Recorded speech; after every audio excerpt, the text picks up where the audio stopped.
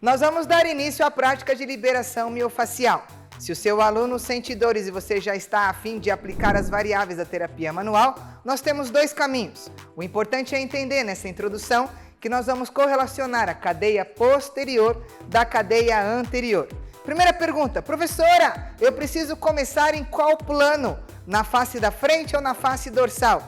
Existem alguns autores que diz que não importa se você começa de frente ou no dorso, mas um dos pioneiros, que é Pat Archer, na massoterapia desportiva, nos dá a direção que obrigatoriamente o resultado final é mais satisfatório quando você começa da base do crânio até a base sacral. Por quê? Por causa da formação do tubo neural, por causa da formação de toda a mielinização de quando esse bebê é formado na região intrauterina e quando o arco posterior da minha coluna vai se fechando ao longo desse processo natural da embriogênese, da formação dessa medula e desse caminho de todo o eixo axial, que é o centro da nossa coluna. Agora, para quem quer começar pela face anterior, existe uma correlação do nervo acessório.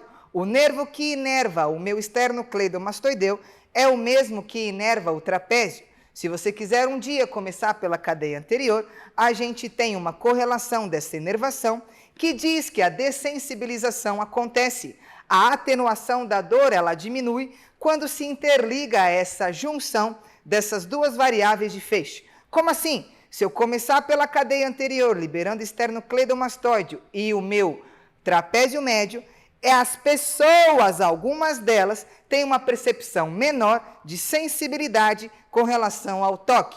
Necessariamente, nesses casos, a gente consegue aumentar a compressão, a intensidade da pressão e a frequência das técnicas que vocês vão ver agora na prática. Mas, eu, Milena, gosto muito de traçar o plano primário e basal, que é no dorso. E, neste caso, nós vamos subdividir o eixo axial do esqueleto apendicular. Vocês vão ver nos módulos subsequentes que a coluna vai estar segregada de braço e perna.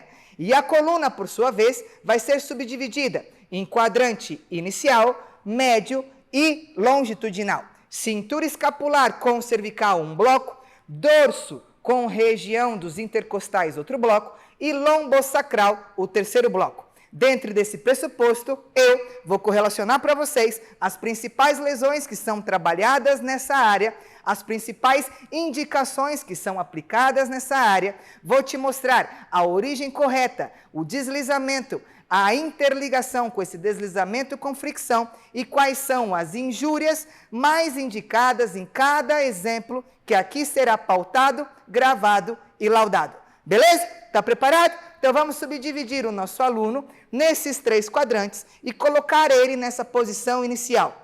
Eu coloquei o Geraldo na disposição com o meu espaguete, porque nem sempre você que está aí do outro lado da telinha vai ter uma maca com aquele buraco assim. Se você atender em âmbito home care ou na casa do seu aluninho, fique ligado que você não pode rodar o pescoço. Roda o pescoço para eles verem, Geraldo. Quando o Geraldo roda o pescoço, eu tenho um desalinhamento e uma torção até T6. Quando você aí de cima está olhando aqui essa assimetria da rotação axial, você vai observar que nessa região do Geraldo, que é a parte superior da cervical, passa duas artérias vertebrais ascendentes.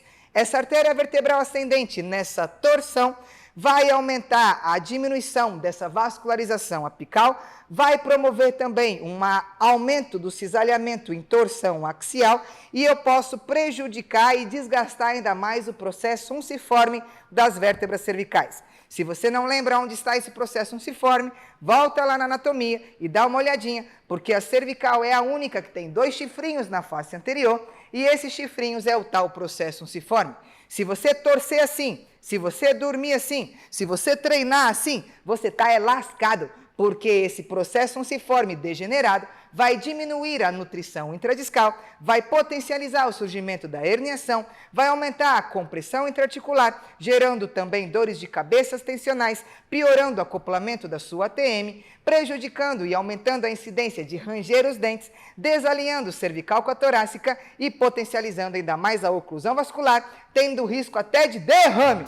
E aí, alinha, Geraldo, alinhando, seja dentro de casa, seja no chão da academia, seja na maca ou na cama, você pode ter muito bem um espaguete que facilita o seu trabalho e protege o seu aluno para as técnicas de liberação. Agora sim, depois dessas considerações iniciais, que nós vamos juntos começar a traçar o plano de ação com a maior ferramenta que são as suas mãos dentro da liberação.